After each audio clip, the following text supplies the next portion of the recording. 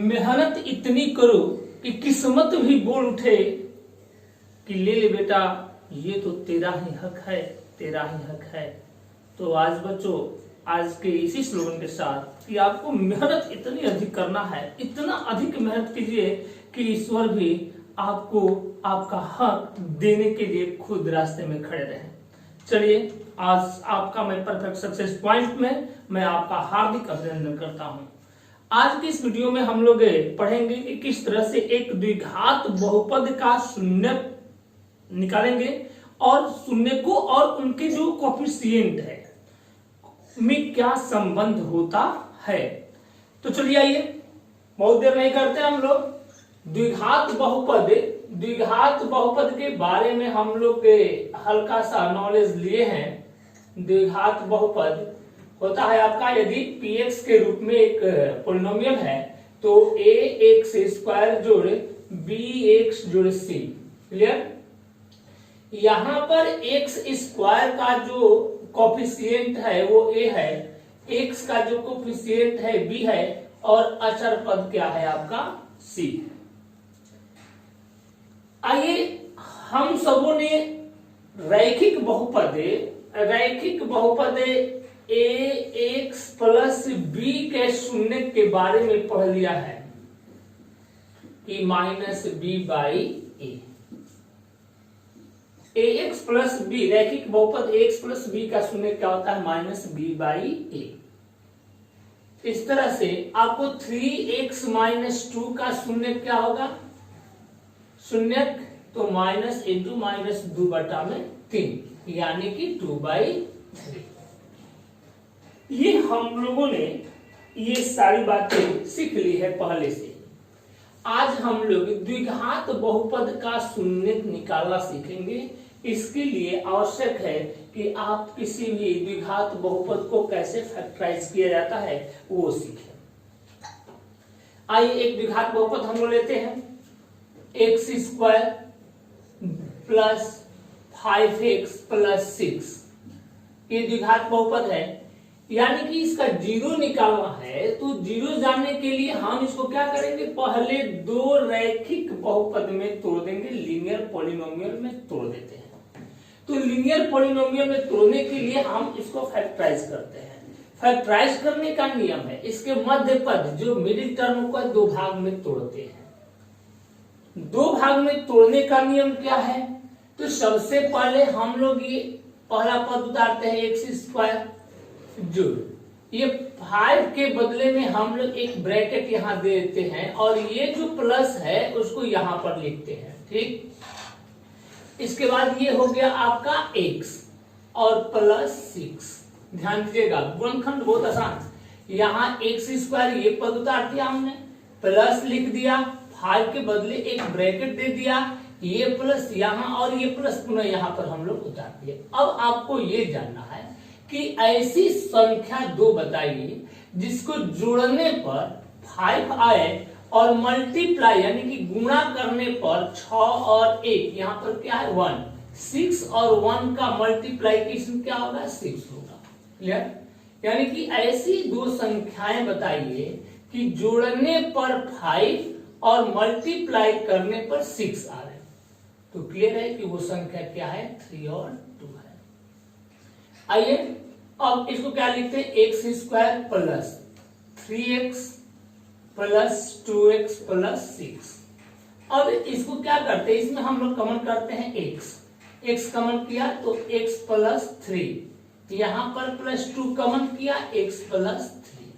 अब x plus 3 दो पद हो गया, x प्लस 3 दोनों में कमन है तो यहां पर हो गया x plus 3 into x plus 2। Clear?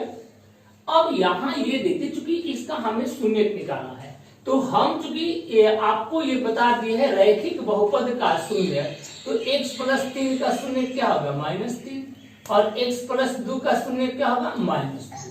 Clear? इस तरह से आप लिखते क्या है कि x² प्लस 5x प्लस 6 शून्य होगा जब या तो x प्लस 3 को शून्य बना दे या x प्लस 2 को शून्य बना दे हम, तो x बराबर क्या आ जाएगा -3 और ये x बराबर क्या हो गया -2। इसलिए इसका x² प्लस 5x प्लस 6 के शून्य क्या हुए कि शून्य इज इक्वल टू -3, -2। यानी कि अब -3 और -2 को इस पद में रखेंगे, इस क्वेश्चन नंबर 1 में रखेंगे x² प्लस 5x प्लस 6, तो इसका मान क्या हो जाएगा 0 हो जाएगा। क्लियर है? आइए अगला क्वेश्चन इसी तरह का देखते हैं, किस तरह से शून्य निकाल रहे हैं हम लोग। आइए अगला क्वेश्चन देखते हैं। बाय द वे मानिए क्वेश्चन है आपका x² माइनस 10x प्लस 24। मान लीजिए द्विघात बहुपद है कि x बराबर है, इसको फैक्टराइज करते हैं। x² लिख दिया हमने, माइनस से उतार दिया, 10 के बदले यहां कुछ दे दिया, ये प्लस साइन है तो यहां दे दिया, ये x है प्लस 24। अब आपको ये बताना है कि वैसी दो संख्या जिसको जोड़ने पर 10 आए और मल्टीप्लाई करने पर उसको 24 इंटू 1 यानी कि AC के बराबर, AC यहाँ A है ये C है, A और C यानी कि 24 इकाई 24, यानी कि गुणा करने पर 24 आवे 24 और प्लस करने पर 10 आवे, तो ऐसी दो संख्याएं होगी आपके 6 और 4। ठीक, तो x² minus 6x minus plus minus 4x plus 24। आइए देखते हैं, इसमें x कॉमन करते हैं, x माइनस 6 माइनस 4 कॉमन किया, x माइनस 6। अब ये हो गया बेटा x minus 6 into x minus 4। Clear? इस तरह से आप लिखेंगे कि x² माइनस 10x प्लस 24 शून्य होगा कब? जब या तो x minus 6 is equal to 0 या x minus 4 is equal to 0। तो x बराबर क्या हो गया -6, इधर गया 6, ये x बराबर क्या हो गया 4। इसलिए x² माइनस 10x प्लस 24 के शून्य क्या होंगे? शून्य आपका हो जाएंगे 6 और 4। क्लियर? आइए थोड़ा हम लोग इनके जो शून्य काय है इसका और इनके जो गुणांक दिए गए हैं, कोफिशिएंट दिए गए हैं, इनमें रिलेशन देखते हैं। रिलेशन क्या होता है? चलिए, ये जो शून्य द्विघात बहुपद के जो दो शून्य होते हैं उसमें एक अल्फा होता है और एक जो होता है बीटा होता है। द्विघात बहुपद के दो शून्य, एक को अल्फा मानते हैं और दूसरे को बीटा मानते हैं। आइए देखते हैं कि इनके जो जीरोस है, इनकी जीरोस और इनके कोफिशिएंट में क्या रिलेशन है। चलिए जोड़ कर देखते हैं, अल्फा जोड़ बीटा करते हैं। ठीक है, अल्फा जोड़ बीटा करेंगे तो 6 प्लस 4 हो गया। ठीक, 6 प्लस 4 कितना हो गया? 10 हो गया।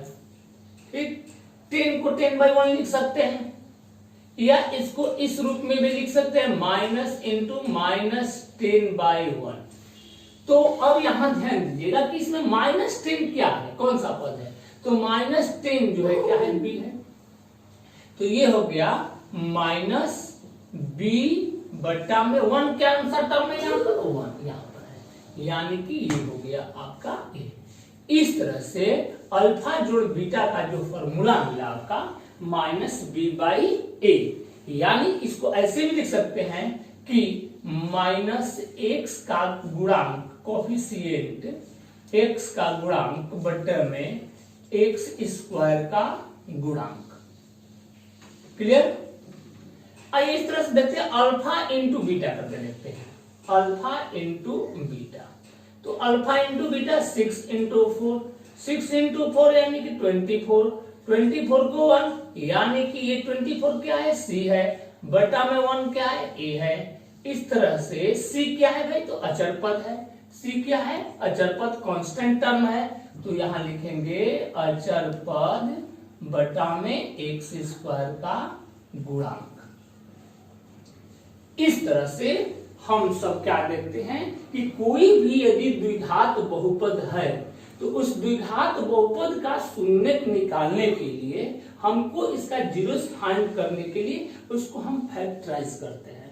फैक्टराइज करने के बहुत सारे फॉर्मूलाज हैं।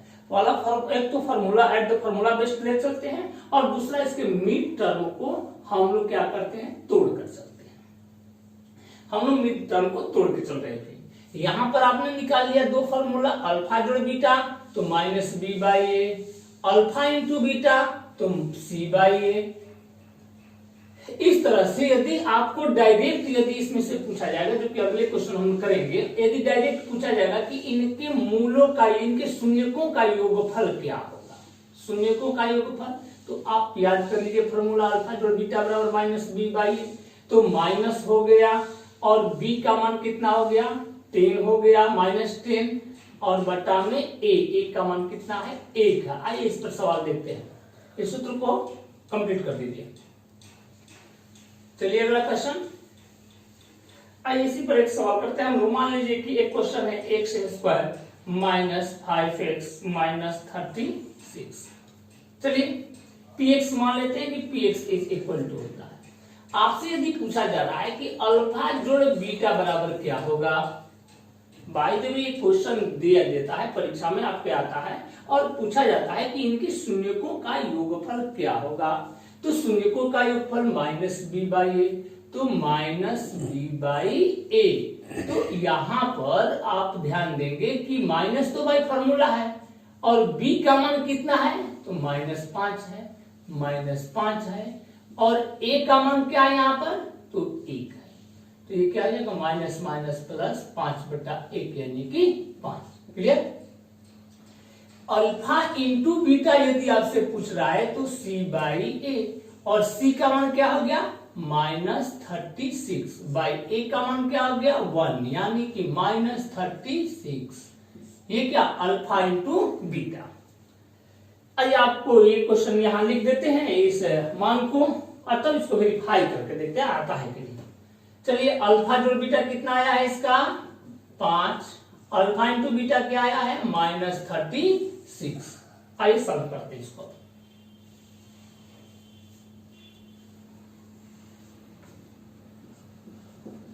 चलिए इसको मिड टर्म को हम लोग तोड़ते हैं। एक्स स्क्वायर है, -5 के बदले हमने कोष्ट दिया, ये x लिखा, ये चिन्ह माइनस है यहाँ, तो इसको बीच में दे देते हैं, फिर इस चिन्ह को पुनः वैसे ही उतार देते हैं। क्लियर। अब आपको क्लियर है कि ऐसी दो संख्या है जिसको घटाने पर 5 आएगा और मल्टीप्लाई करने पर 36। Clear, 36 into 1 36। तो ऐसी संख्या है 9 और 4। क्लियर। अब आइए इसको तोड़ते हैं, x square minus 9x minus minus plus 4x minus 36। यहां हो गया x का मान x माइनस 9 प्लस 4 का मान x माइनस 9। अब यहाँ x माइनस 9 हो गया आपका, दोनों पदों में है। अब बचा क्या, x प्लस 4। इस तरह से x square minus 5x minus 36 के शून्य जो होंगे माने ये शून्य जो होंगे, -9 है तो 9 हो जाएगा और +4 है तो -4 हो जाएगा।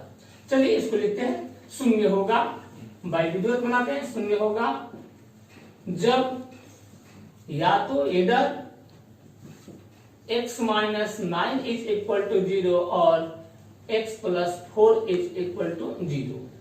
x इज इक्वल टू ये क्या हो गया 9, ये x बराबर क्या हो गया -4। ठीक है, 2 यानी कि अल्फा यानी कि x square minus 5x minus 36 की जीरोस जो होंगे, शून्य जो होंगे, क्या होंगे आपका 9 एंड -4। अल्फा बराबर 9 मान लेते हैं और बीटा बराबर -4। क्लियर। अब अल्फा जोड़ बीटा करके देखते हैं। अल्फा जोड़ बीटा बराबर अल्फा प्लस बीटा बराबर 9 प्लस -4 यानी कि 5। आगे बढ़ा। क्लियर है। इसको आप संबंध दर्शाना चाहते हैं गुणांकों में, तो माइनस इंटू -5/1 यानी कि माइनस कोफिशिएंट ऑफ x यानी कि x का गुणांक और बट्टा में एक्स स्क्वायर का गुणांक यानी कि coefficient of x and coefficient of x square. आइए अल्फा इंटू बीटा करके देखते हैं। 5 9 इंटू -4, 9 इंटू -4 यानी कि ये हो गया 36। 36 को क्या लिखेंगे, 30 माइनस 36/1 यानी कि ये हो गया आपका C/A, यानी कि अचर पद कांस्टेंट टर्म, अचर पद बटा में x स्क्वायर का गुणांक यानी coefficient of x square. Clear. हम लोग अभी 3 सवाल देखें। एक अभी देख रहे हैं कि किस तरह से एक द्विघात बहुपद को हम शून्य ज्ञात करते हैं। शून्य ज्ञात करने के बाद उनके जो जीरोज है, उनके जीरोज और इनके कोफिशिएंट में क्या संबंध होता है। तो जब शून्य को जोड़ते हैं, sum of the zeros is equal to alpha dot beta, alpha dot beta is equal to 9 plus -4 यानी कि 5 को माइनस इंटू -5 लिख सकते हैं बट्टा में 1। अब यहाँ पर -5 क्या है भाई, तो -5 यहाँ देखिए क्या है, b के रूप में है, क्योंकि x का कोफिशिएंट है -5, तो x का कोफिशिएंट -5 हो गया आपका। और 1 क्या है, तो इसमें 1 यहाँ पर है जो कि कोफिशिएंट ऑफ x स्क्वायर है, यानी कि x स्क्वायर का गुणांक है। इस तरह से हम लोग अल्फा इंटू बीटा करते हैं, तो 9 इंटू -4 होता है, 9 इंटू -4 क्योंकि अल्फा का मान 9 है और बीटा का मान -4 है, तो 9 इंटू -4 36 -36 और -36 यहाँ पर क्या है, तो C है, तो C/A। ठीक है। अगला क्वेश्चन देखते हैं। आइए इसी तरह का एक और क्वेश्चन। 6x स्क्वायर मान लो आपके पास है px is equal to 6x square minus 7x minus 3। यहां आप ध्यान दीजिए, लिख लीजिए a बराबर क्या आ गया बेटा 6, b बराबर क्या आ गया -7, b का मान क्या है -7 और c का मान क्या है, c is equal to -3। Clear. अब आइए हम इसका शून्य फाइंड आउट करते हैं, कैसे इसका जीरो निकालते हैं। तो px is equal to 6x square minus 7x minus 3। चलिए इसको फैक्टराइज करते हैं। तो 6x स्क्वायर यहां हमने लिख दिया, माइनस इस साइन को दे दिया और इस यहां पर ये माइनस यहां दे देते हैं, इसके बाद ये x लिखते हैं और -3 लिखते हैं। अब आपको करना क्या है कि इस 7 को इस तरह से दो भागों में तोड़ना है, दो पदों में तोड़ना है कि उसे घटाने पर 7 आवे और मल्टीप्लाई करने पर 6 और 3 यानी कि 6 इंटू 3 यानी कि 18। चलिए दो ऐसी संख्याएं जिसको मल्टीप्लाई करने पर 18 और घटाने पर 7 आना चाहिए, घटाने पर 7 और मल्टीप्लाई करने पर 18। तो ऐसी दो संख्या है 9 और 2। Clear, 9 and 2। तो इस तरह से अब आप 9 इंटू 2 कर दिए, तो अब ध्यान दीजिएगा 6x square minus 9x, bracket हटाते हैं, माइनस माइनस प्लस 2x और -3। चलिए इसमें हम कॉमन क्या लेते हैं, तो कॉमन क्या होगा भाई, तो 3x कॉमन होगा, यहां बचेगा 2x माइनस 3। इसमें क्या कॉमन लेंगे, तो +1 कॉमन लेंगे, यहां बचेगा 2x माइनस 3। अब दोनों पदों में अब देखिए यहां पर 1 2 3 पद, 3 पद से यहाँ 4 से फिर कितने पद हो गए, 2 पद, और 2 पद को अब हम एक पद में करेंगे। कैसे करते हैं, तो 2x माइनस 3 2x माइनस 3 दोनों में है, तो 2x माइनस 3 कॉमन कर दिया आपने और बचा क्या 3x प्लस 1। क्लियर। अब यहां पर ये जो है आपका दो रैखिक बहुपद में ये डिवाइड हो गया। अब रैखिक बहुपद का शून्य आप जानते हैं, 2x माइनस 3 का शून्य 3/2, 3x प्लस 1 का शून्य -1/3। आइए इसको फाइंड आउट करते हैं। लिखते क्या है कि 6x square minus 7x minus 3 शून्य होगा जब या तो आपका 2x minus 3 is equal to 0 या 3x प्लस 1 बराबर 0। क्लियर। अब यहां पर x की वैल्यू निकालना है, तो 2x बराबर क्या हो जाएगा 3, इसलिए x बराबर 3/2। यहाँ 3x बराबर -1 या x बराबर -1/3। इस तरह से आपको अल्फा का मान जो मिलता है वह 3/2 और बीटा का जो मान मिल रहा है -1/3। क्लियर? -1/3 यानी कि हम लोग 6x² - 7x - 3 को फैक्टराइज किए और इसका गुणनखंड करने के बाद इसका दो मान निकाले, एक अल्फा 3/2 और एक बीटा -1/3।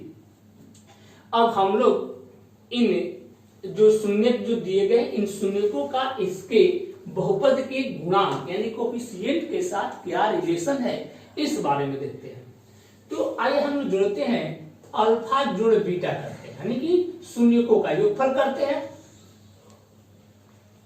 शून्यकों का योगफल, शून्यकों का योगफल क्या करते हैं? तो अल्फा जोड़ बीटा। अल्फा का मान क्या है? 3/2 प्लस -1/3। अब इसको जोड़ते हैं, 2 और 3 का एलसीएम क्या हो गया? 6, 2 3 जा 3 3 जा 9, -3 2 जा, क्लियर? तो 9 में से 2 गया 7/6। क्लियर? अब 7/6 को हम लोग माइनस इंटू -7/6 लिख सकते हैं। अब यहाँ ये -7 कौन सा पद है? -7 क्या है? इसमें b का मान है, तो यहां पर क्या लिखते हैं? -b/, और 6 किसका मान है? a। क्लियर? इस तरह से आपको पुनः उसी फॉर्मूला पर आ गया ना कि शून्यकों का योगफल क्या होगा? -b/a। आइए हम यहां से भी देखते हैं कि यहां पर यदि हम लोग बाई फॉर्मूला निकालते हैं -b/a तो माइनस हो गया, b का मान क्या है? -7 बटा a का मान क्या है? 6, तो ये क्या हो गया? 7/6। आगे समझ। आइए शून्यकों का गुणनफल देखते हैं। शून्यकों का गुणनफल, शून्यकों का गुणनफल, तो शून्यकों का गुणनफल यानी कि अल्फा इंटू बीटा। अल्फा का मान 3/2 इंटू -1/3, तो 3 1 जा 3 -3/2 3 जा 6 -3/6, तो -3 किसका मान है? तो c का, तो इज इक्वल टू -3 की जगह क्या लिख दिए? c बटा में 6 किसका मान है? तो a का, तो यहाँ क्या हो गया? a। Clear? Alpha into beta बराबर c/a, यानी कि हम लोग शून्यकों का गुणनफल यदि डायरेक्ट इससे आपसे पूछा जाएगा कि प्रोडक्ट ऑफ द जीरोज क्या होगा, तो c/a, तो c का मान क्या है? -3, तो -3/a, a का मान क्या है? 6। आंसर। इस तरह से हम इनके संबंध को दर्शाते हैं। चलिए इसको नोट कर लीजिए आप। चलिए आइए एक अगला क्वेश्चन देखते हैं हम लोग। जैसे कि है 4u² प्लस 8u। क्लियर? ये आपका जो पॉलिनोमियल है pu इज इक्वल टू है, इसको सबसे पहले हम क्या करते हैं? इसको फैक्टराइज कर देते हैं। तो इसको फैक्टराइजेशन जब इसका करते हैं तो 4u कॉमन कर देते हैं, बचा क्या? u plus 2। क्लियर? अब आप लिखते क्या है कि 4u² प्लस 8u शून्य होगा, क्योंकि शून्य और गुणांकों में संबंध आप स्थापित करना चाहते हैं। तो यहां पर एक और चीज क्लियर कर लीजिए बेटा कि a बराबर क्या है? 4 है, b बराबर क्या है? 8 है, और c बराबर क्या है? यहाँ 0 है। तो 4u² प्लस 8u शून्य होगा जब या तो इधर 4u इज इक्वल टू 0 या u plus 2 is equal to 0। तो here u is equal to क्या है? 0/4 इज इक्वल टू 0, और u इज इक्वल टू क्या हो गया? -2। इस तरह से इस पॉलिनोमियल के जो शून्य हुए, इसलिए 4u² प्लस 8u का जो शून्य हुआ, zeros of 4u² plus 8u is equal to 0 and -2. Now we establish the relation between the zeros and the coefficient of the polynomial. तो यहां पर आप देखेंगे कि अल्फा प्लस बीटा यानी कि 0 प्लस -2 इज इक्वल टू -2। तो you can write this as a -2 into 4/4 is equal to -8/4। Clear? तो यहां पर माइनस तो ठीक है, और माइनस और 8 किसका मान है? b का, तो -b/4 को क्या लिखते हैं? a, -b/a। Alpha into beta तो 0 इंटू -2 इज इक्वल टू 0। 0 को आप 0/4 भी तो लिख सकते हैं। तो 0 क्या हो गया? c और 4 किसका वैल्यू है? a का, तो c/a यानी कि कांस्टेंट टर्म यानी कि अचर पद बटा में x स्क्वायर का गुणांक। यहां आप लिख सकते हैं x का गुणांक माइनस x का गुणांक बटा में x स्क्वायर का गुणांक यानी कि कोएफिशिएंट ऑफ x। क्लियर? आइए अगला क्वेश्चन ध्यान देते हैं। इस तरह से यहां पर आप जो है पहले द्विघात बहुपद के 3 पदों को देखा, अब 2 पद का देख रहे हैं कैसे हम करते हैं। दूसरा क्वेश्चन मान लीजिए कि आपके बुक का है, यदि पीटी बराबर माना कि पीटी बराबर t² - 15, तो इसको फैक्टराइज करने के लिए t² - 15 को √15 का होल स्क्वायर, आप इसको किस रूप में लाते हैं? a² - b² के रूप में। तो यहां पर t² माइनस, तो a² - b² बराबर a plus b into a minus b। तो यहां हो गया t plus √15 into t minus √15। अब नाउ t² - 15 विल बी 0 यानी कि शून्य होगा जब या तो इधर t plus √15 is equal to 0 या t minus √15 is equal to 0। इसलिए t इज इक्वल टू -√15 और यहां t is equal two plus √15। इस तरह से t² - 15 का जो शून्यक होगा, शून्यक आपका -√15 and plus √15। Alpha is equal to -√15 और beta is equal to √15। Now we establish the relation between the coefficient and the zeros. तो अब हम इनमें बीच संबंध स्थापित करते हैं। अल्फा जोड़ बीटा देखते हैं कितना होता है। अल्फा जोड़ बीटा तो -15 और प्लस 15 इज इक्वल टू 0। 0 को 0 बटा में 1 लिख दीजिए, इज इक्वल टू -b/a।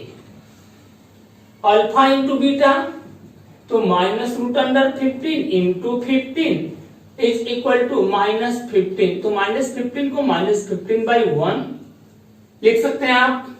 तो यहां -15 क्या हो गया? c है, अचर पद है, कांस्टेंट टर्म है, अचर पद और बटा में x² का गुणांक। क्लियर?